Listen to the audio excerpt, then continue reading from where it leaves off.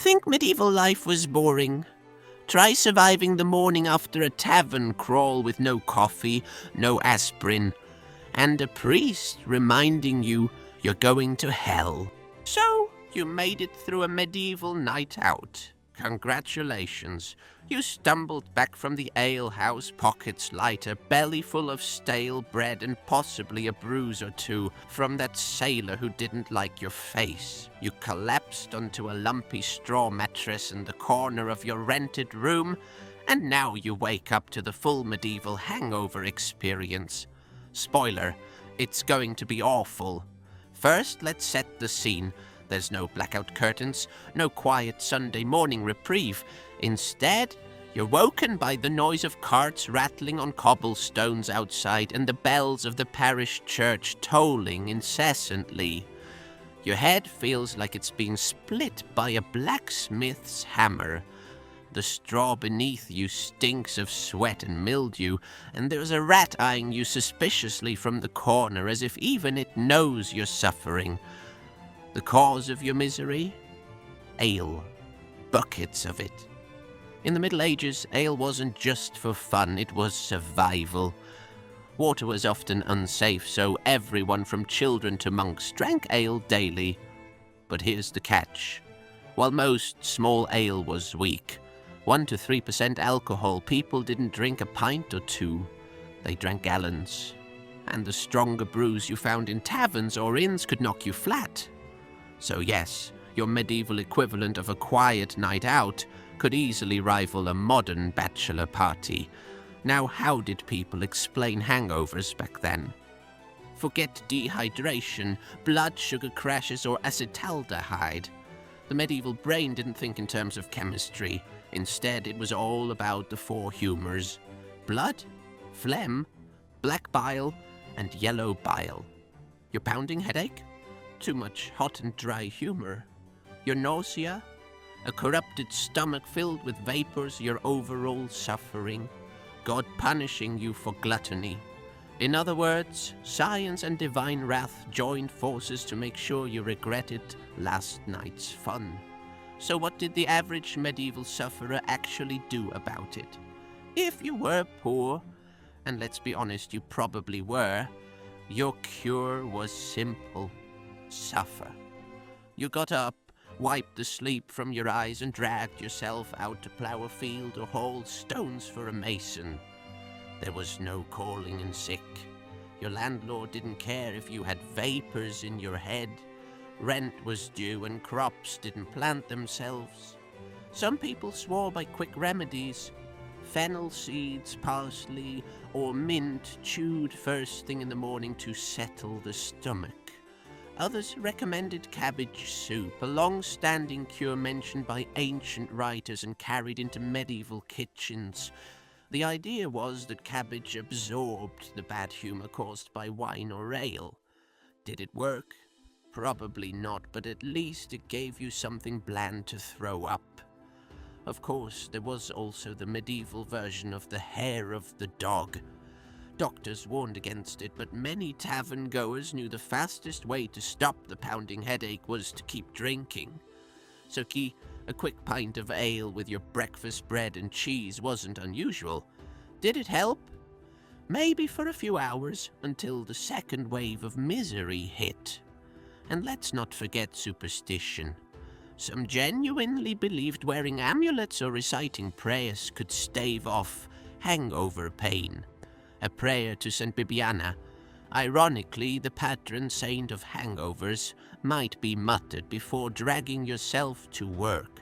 Whether divine intervention came through or not, at least you could blame God for ignoring you rather than your own poor decisions. The real tragedy of a medieval hangover wasn't just the pain. It was the context. No hot shower, no coffee, no fried eggs and bacon. Instead, you woke in a stinking room, chewed on dry bread, and maybe, if you were lucky, had a mug of weak ale to take the edge off. Meanwhile, your neighbors mocked you because drunkenness was as much entertainment for others as it was shame for you. And here's the kicker. You weren't alone. Entire villages drank like this. Ale houses were the medieval version of Netflix, pubs, and social media all rolled into one. Everyone gathered, told stories, sang songs, and occasionally fought. Which meant the morning after, entire communities of groaning peasants trying to get through their chores without vomiting on the livestock. So the next time you wake up after a night out and groan about your pounding head, just remember, it could be worse. You could be waking up in the 14th century England sweating into a straw mattress with only cabbage leaves and prayers standing between you and eternal damnation. If you thought a medieval hangover was just about a pounding head and an upset stomach, think again. In the Middle Ages, your morning after misery wasn't only a physical condition, it was a spiritual crisis.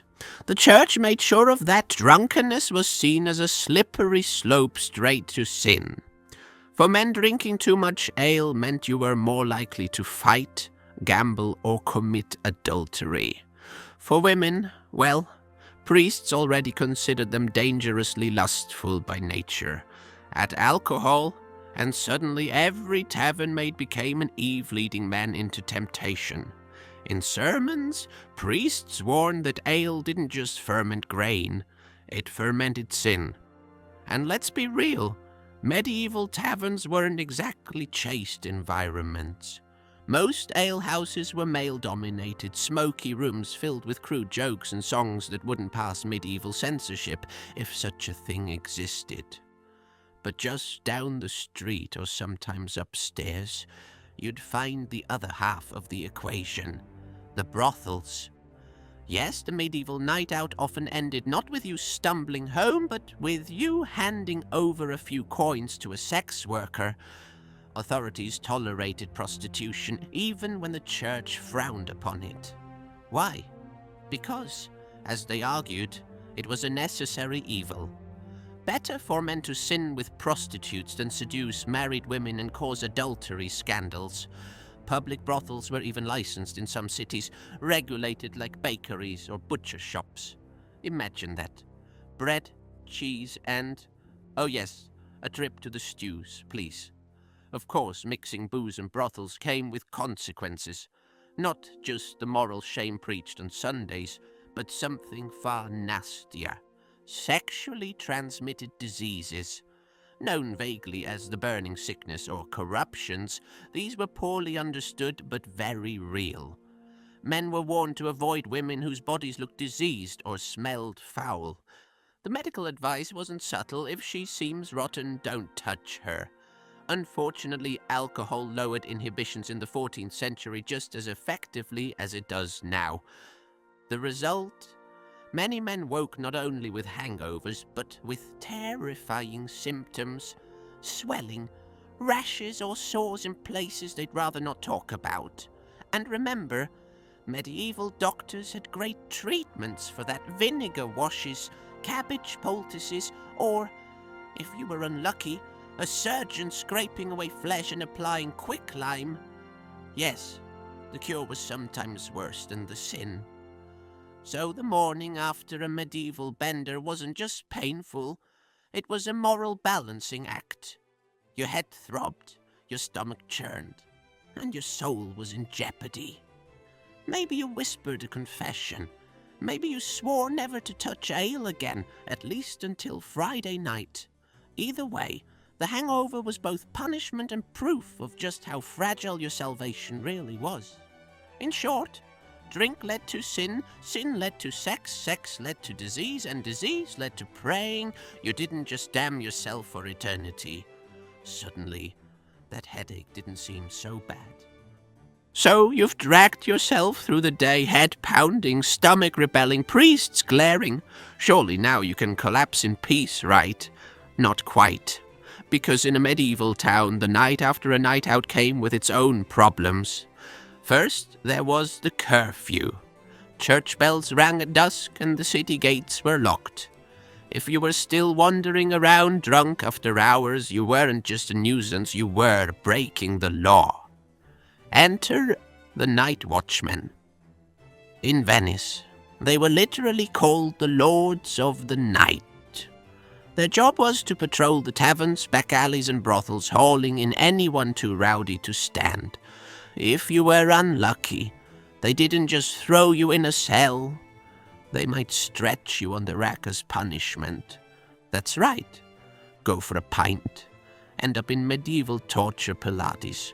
In London, things were a little less dramatic, but still costly. Miss Sunday Mass because you're too hungover to crawl out of bed? Fine.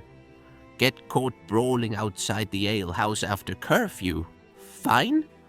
Spend all your wages on drink and fail to pay rent? Straight into debtor's prison. In other words, the hangover wasn't just your body's punishment, it was your wallet's too. And then there was your reputation.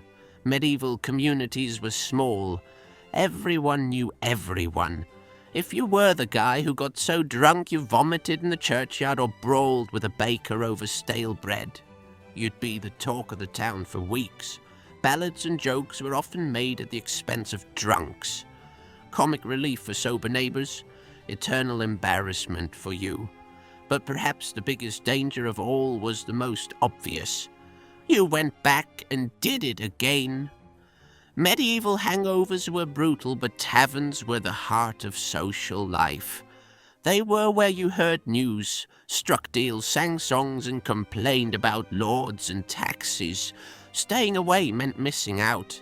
So even if you swore off drink while clutching your aching head in the morning, by evening, you'd find yourself back on the same rickety bench with the same tankard in your hand. And so, the cycle continued. Drink, sin, regret, repeat. For medieval people, alcohol wasn't just a vice, it was woven into the fabric of daily life. From weak ale at breakfast to sweet wines in the evening, it was everywhere, which meant hangovers weren't an occasional punishment. They were practically a way of life. So, if you think your modern hangover is bad, remember this. At least you don't risk torture by the Lords of the Night or a cabbage poultice on your groin. Medieval misery makes even the worst Sunday morning look like a spa day.